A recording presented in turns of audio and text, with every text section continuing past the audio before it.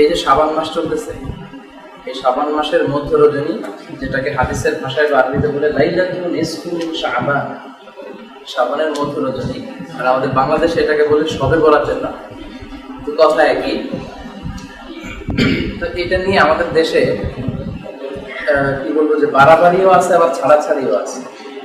অর্থাৎ একদল এটাকে খুবই বেশি প্রমোট করতে যে এই হালুয়া রুটি বিতরণ, আতশবাজি ফুটানো, তারপর ঘর দুয়ার বিভিন্ন আলোকসজ্জা দিয়ে সাজানো, এগুলো করে থাকে। আবার আরেক দল এই দিনটা সেলিব্রেট করা, উদযাপন করা মোটেও জায়েজ নাই, এটা বেদাত, এই ব্যাপারে বক্তব্য দিয়ে থাকে। আসলে এই দুইটার মাঝামাঝি হচ্ছে ইসলামের অবস্থা। তো এটা বুঝতে হলে অল্প 1 মিনিট আমি বলি যে ইসলামে কোন কোন রাত গুরুত্বপূর্ণ, কোন কোন রাতের একটা আলাদা সিগনিফিক্যান্ট ইসলামে রয়েছে। এই বিষয়টা যদি আমরা বুঝতে পারি তাহলে বুঝবো যে লাইলাতুল নিসফি শাবান বা শবে বরাতের গুরুত্ব আছে। ইসলামের সবচাইতে গুরুত্বপূর্ণ রাত হচ্ছে লাইলাতুল কদরের রাত। সেটা হচ্ছে রমজানের শেষ দশকের বেজর রাত। যদিও আমরা হঠাৎ করে আমাদের দেশে 27শে রমজানটাকে পালন করা হয় রাষ্ট্রীয়ভাবে, কিন্তু এটা নিশ্চিত না যে 27শে রমজানই লাইলাতুল কদর হচ্ছে। বরং বিশ্বনবী সাল্লাল্লাহু আলাইহি ওয়াসাল্লাম 21 তারিখ রাত, 23 তারিখ, 25 তারিখ, 27 তারিখ, 29 তারিখ, এই 5টা রাতে লাইলাতুল কদরকে তালাশ করতে বলেছেন। ফালতামিসু ফিল আশরিল আওয়াখির, রমজানের শেষ দশকের বেজর রাত্রিগুলো তোমরা লাইলাতুল কদর তালাশ করো।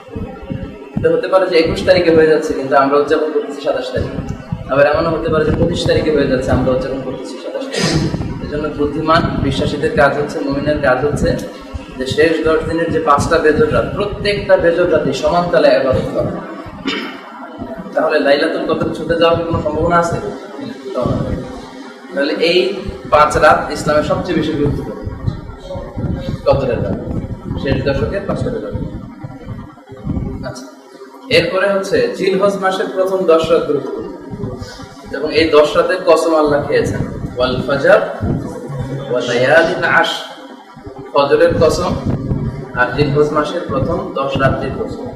ওই 10 রাত্রিটা শুধু রাত্রি না, দিন সহ গুরুত্বপূর্ণ। অর্থাৎ জিলহজ মাসের প্রথম 10 দিন এবং 10 রাত গুরুত্বপূর্ণ।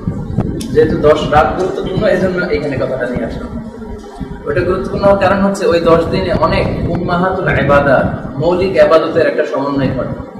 আমরা নামাজ তো পড়ি, তারপর আবার আরাফার দিনে রোজা রাখি, হাজী সাহেবেরা কুরবানি করে, তারা তাওয়াফ করে, তারা অনেক গুরুত্বপূর্ণ কাজগুলো করে। এই 10 দিনে মৌলিক ইবাদতের এমন একটা সন্নিবেশ ঘটেছে, অন্য কোনো দিনে ঘটে না। এজন্য এই 10টা রাত তো বলতেছিলাম যে জিলহজ মাসের প্রথম 10 রাতে গুরুত্বপূর্ণ।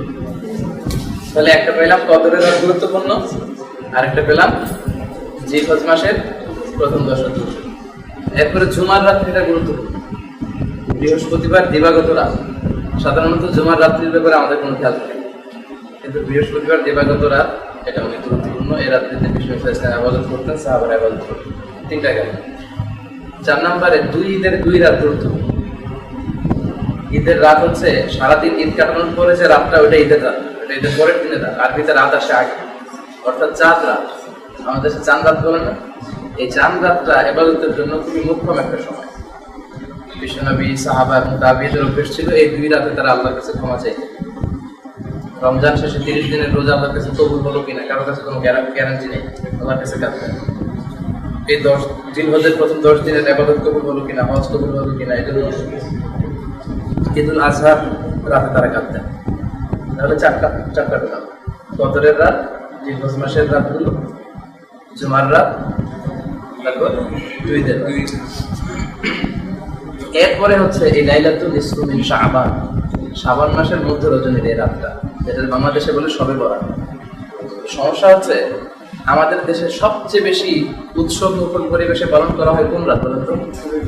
শবে বরাত। আমরা সবাই তো একই দেশে, জানুয়ারিতে পালন করা। শবে বরাতে যেই জাঁকজমকপূর্ণ একটা ইমেজ নিয়ে পালন করা হয়, ঘরে ঘরে হালুয়া রুটি বিতরণের বিষয়টা, অনেক বেশি ইবাদত করা তো সমস্যা নাই, কিন্তু বিষয়টা হচ্ছে ইসলাম যেই রাতকে বেশি গুরুত্বপূর্ণ বলে আমাদেরকে জানিয়েছে, আমাদেরকে ওই রাতটাকেই সবচেয়ে গুরুত্বপূর্ণ হিসেবে নিতে হবে। এবং যেই রাতগুলোকে অপেক্ষাকৃত কম গুরুত্বপূর্ণ হিসেবে আইডেন্টিফাই করা হয়েছে, ওই রাতগুলোকে ওই পরিমাণ গুরুত্ব দিয়ে আমাদেরকে উদযাপন করতে হবে, ইবাদত করতে হবে। লাইলাতুল নিসফি মিন শাবান বা শবে বরাতের ব্যাপারে দয়ীফ হাদিসের অভাব নেই, ভুরি এগুলো বলতে গেলে অনেক সময় লাগে। সহিহ হাদিস আছে এক দুটো, যেটা হাদিস শাস্ত্রের বিশারদ নাসিরউদ্দিন আল আলবানী, উনি ওনার হাদিসের যে ভলিউম কালেকশন সিলসিলাতুল আহাদিস আস-সাহিহা, এর মধ্যে উনি সহিহ বলেছেন একটা হাদিসকে, আর একটা হাদিসকে হাসান বলেছেন। আমরা জানি যে সহিহ হাদিস আর হাসান হাদিস, এই দুইটা হাদিস দিয়ে শরীয়তের রুলিং বা কোডিং করা যায়, আহকাম সাব্যস্ত করা যায়, কিন্তু দাঈফ হাদিস দিয়ে করা যায়। হাদিসের অনেক প্রকারভেদ, সবচেয়ে মৌলিক যে প্রকারভেদ সেটা হচ্ছে সহিহ, হাসান, তারপরে দাঈফ। তো এই লাইলাতুল ইসমিন শাবান বা শবে বরাতের সিগনিফিকেন্সের ব্যাপারে দুই ধরনের হাদিস পাওয়া যায়, সহিহ পাওয়া যায়, হাসান হাদিস পাওয়া যায়। ইন্নাল্লাহা লা ইয়াগফিরু বিহাদিহি লাইলাতি জামিআ ইবাদিহি ইল্লা মুশরিক আও মুশাহিন আও কাতিলু নাফসিন আও জানি। এই রাতে আল্লাহ বান্দাদেরকে গণহারে ক্ষমা করেন, মানে লাইলাতুল ইসমিন শাবান বা শবে বরাতের রাত্রিতে 4 শ্রেণীর লোক ছাড়া। এক হচ্ছে মুশরিক, মুশরিকদেরকে আল্লাহ ক্ষমা করেন। দুই হচ্ছে মুশাহিন, হিংসু, অন্যের ব্যাপারে যে অন্তরে হিংসা পুষে রাখে। 3 নম্বরে হচ্ছে কাতিলু নাফস, অন্যায়ভাবে কেউ যদি কাউকে হত্যা করে, বিচারিক হত্যা হোক, যদি অন্যায়ভাবে হত্যা হইলে সে। 4 নম্বরে হচ্ছে জানিয়া, ব্যভিচারী বা ব্যভিচারী। এই 4 শ্রেণীর লোককে আল্লাহ গুরুত্বপূর্ণ রাতেও ক্ষমা করেন, বাকি সবাইকে ক্ষমা করেন। তাহলে একটা সিগনিফিকেন্স পাওয়া গেল এই রাতে। এই হাদিসটা সহিহ। আর একটা হাসান হাদিস আছে, ওখানেও টেক্সটটা একই রকম, ওই 4টার জায়গায় শুধু 2টার কথা আছে, ইল্লা মুশরিক আও মুশাহিন, তাহলে ঘুরে ফিরে কথা একই। তো এই 2টা হাদিস থাকার কারণে, একটা সহিহ আর একটা হাসান, এই 2টা হাদিস পাওয়ার কারণে এই রাতের যে একটা গুরুত্ব আছে ইসলামে, এটা প্রমাণিত হয়। তাছাড়া আরেক দিক থেকেও এই রাতের একটা গুরুত্ব ফুটে ওঠে, সেটা হচ্ছে এমনি ইন জেনারেল প্রতি মাসের 3 দিন রোজা রাখা সুন্নাত, এগুলোকে বলে আইয়ামুল বীদ, অর্থাৎ 13, 14, 15। তো লাইলাতুল ইসমিন শাবানের কত রজনী আপনারা জানেন? শাবান মাসের কত তারিখে শবে বরাত হয়? 14 তারিখ দিবাগত রাত। তাহলে ওই যে সুন্নাত হাদিসের সাথে এটা মিলে যাচ্ছে না? কারণ প্রত্যেক মাসের 3 দিন রোজা রাখা সুন্নাত, 13, 14, 15। আবার লাইলাতুল ইসমিন শাবান বা শবে বরাতটাও পড়ে গেছে 14 তারিখে। সো ওই হাদিসের এটা দ্বারা কিন্তু এটা সাপোর্টেড হচ্ছে। আর কোন আহকামের ব্যাপারে, শরীয়তের কোন হুকুম সাব্যস্ত করার ব্যাপারে যদি কোনো সহিহ হাদিস পাওয়া যায়, সহিহ হাদিস দিয়ে যদি ওটা সাব্যস্ত হয়, তারপরে ঘুরি দাঈফ হাদিস যদি ওটাকে সাপোর্ট করতে চায়, সেগুলোকে নেওয়া যায়, সমস্যা নেই।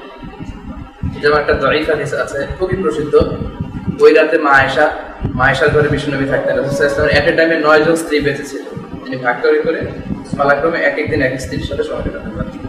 তো মা আয়েশার ঘরে যেদিন ছিল লাইলাতুল ইসমিন শাবানের, ওই রাতে তিনি বিশ্বনবীকে খুঁজে পাচ্ছেন। উনি ভাবলেন অন্য কোনো স্ত্রীর ঘরে গেল, বিশ্বনবীর খুঁজতে আরম্ভ করলেন। দেখেন অন্য কোনো স্ত্রীর ঘরের বাইরে বিশ্বনবীর জুতা নেই।